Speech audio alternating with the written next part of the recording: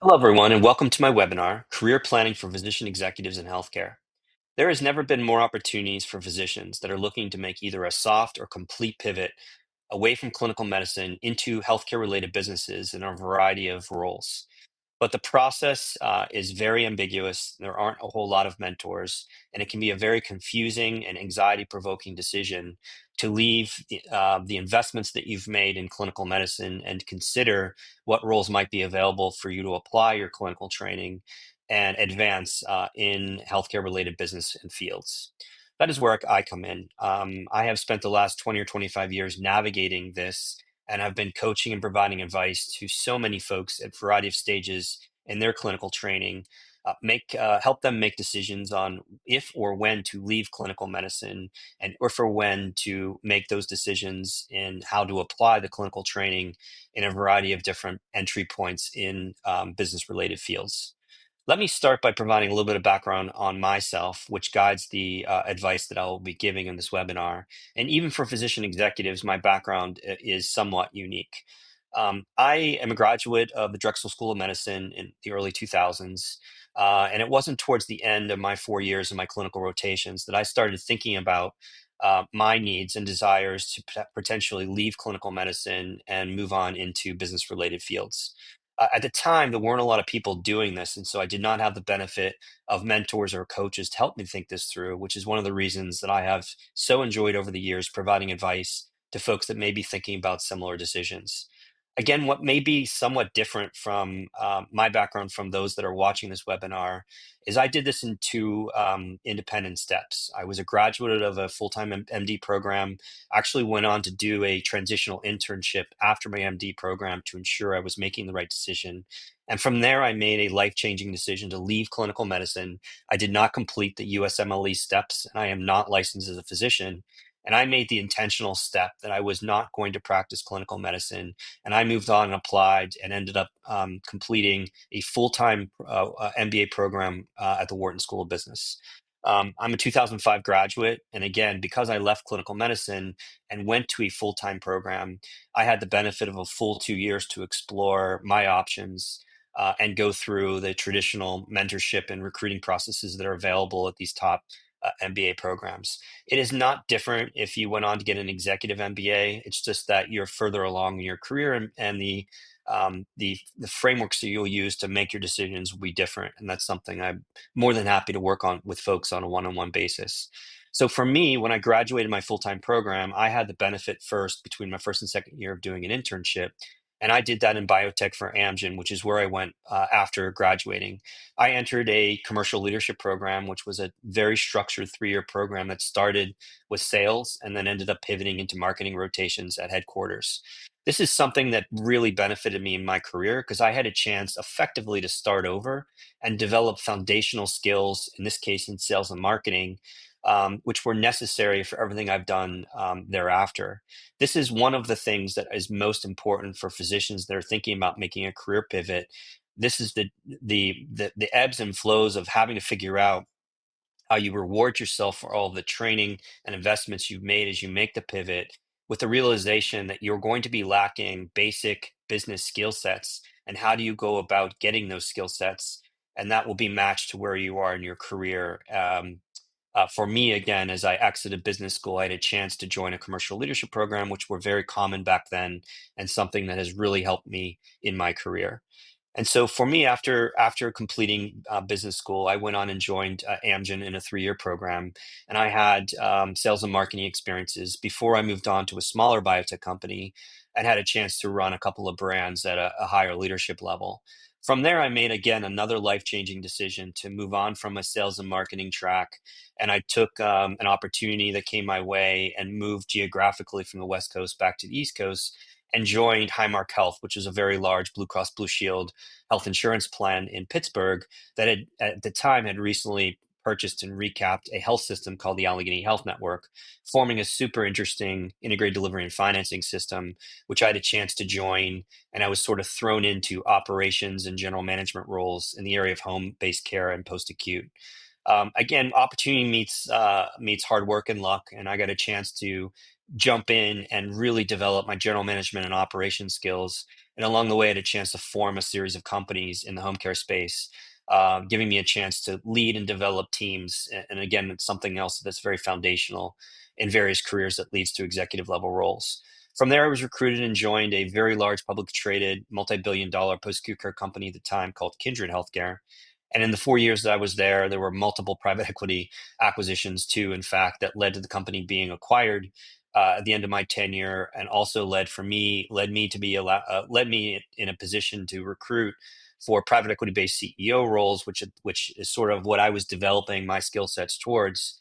And I have spent the last 3 years as a CEO of a private equity backed CEO company, also in the home care space. Recently stepped down and am now on a sabbatical, leading me to the Leland platform. So, as you can see over the course of my career, this may not match some of the listeners to this webinar, but the relevancy of my experiences are the same. That there was just a series of intentional moves that I made and that gave me the opportunity to develop foundational skill sets that started stacking on each other and put me in a position to ultimately serve in executive level roles, which I will seek at some point after my sabbatical is over. So moving on, what I wanted to do was sort of do my best to summarize eight considerations for physician executives that reflects many of my experiences that hopefully some or all resonate for you. And again, I'm more than happy to spend time on a one-on-one basis understanding your particular situation and how this advice might be tailored to that. The most important consideration from my perspective is, and it just depends on you and your very personal, very individual profile, is do you want to be a physician executive or you want to be an executive who is a physician? As you have heard in the webinar, I squarely fit in the second bucket.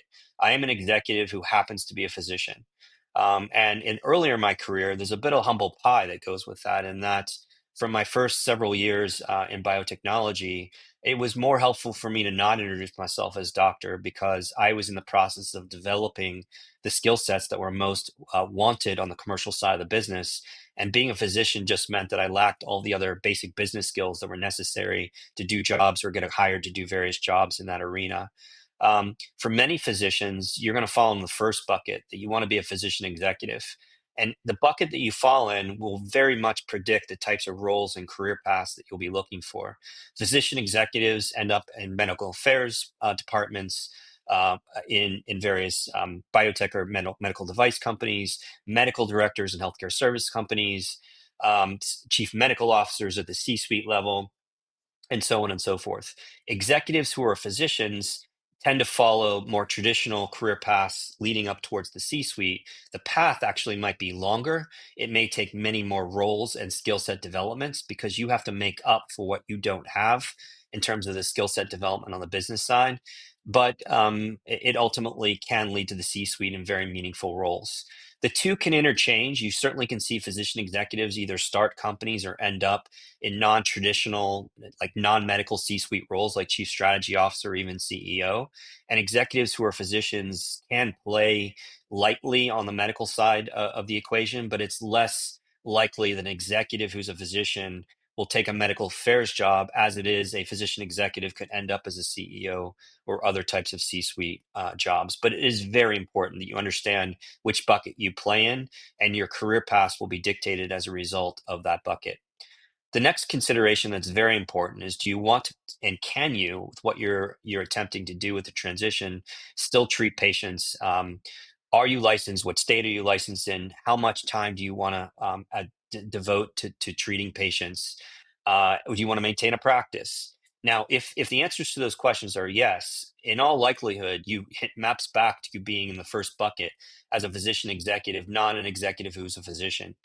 And there are many jobs that you can't continue to practice. But if you're in a health system, and the larger health systems that I'm familiar with really revel in putting physicians into leadership roles, there is protected time that comes with that to allow you to continue seeing patients. And that's something that's actually wanted because it creates a degree of credibility that you're a practicing physician that can provide practical advice in a business related role as well. But as you think about other roles, particularly in the bucket of executive who's a physician, it becomes increasingly more difficult for you to see patients and practice medicine because of the demands that it takes to acquire the skill sets and devote to the practice of managing teams and people and departments. Third, one of the most important things as you think about this transition and really your life journey in this regard is this is a small sort of fraternity of folks, and there's a lot of mentorship and advocate support that's available if you just simply seek it. In my experience, physicians don't tend to be natural networkers. And it is extremely important in business that you become an aggressive and intentional networker. As such, along the way, you'll develop mentors, sponsors, advocates, and coaches. And if you're listening to this, you're on the Leland platform, which is a great place to seek potential coaches to help you think this through. This is extremely important because, again, this type of career path is highly ambiguous. It's not clear. And if you can find a network of physicians that have done this already or are considering similar things and can provide advice or feedback, you will benefit from that and potentially even acquire opportunities as a result of it. Obviously, core to this webinar is do you have an MBA or an EMBA? Are you considering it? I tell a lot of physicians that do call me for advice that you absolutely do not need either an MBA or an EMBA to be successful in this career transition. Now, if you are in the first bucket of a physician executive, that is even more prevalent. I see a lot of physicians thinking that they need an MBA, and that it can't hurt, but ultimately everything is about trade-offs. And if you're going in to be a medical director or something on the medical affairs side, this thought that you have to have an MBA to be successful is I don't think is a true statement in many cases. It will certainly help you with skill development, networking, and life learning, but that comes at a cost, both financially and a couple of years away from developing an experience base that actually could get you further faster in terms of career advancement.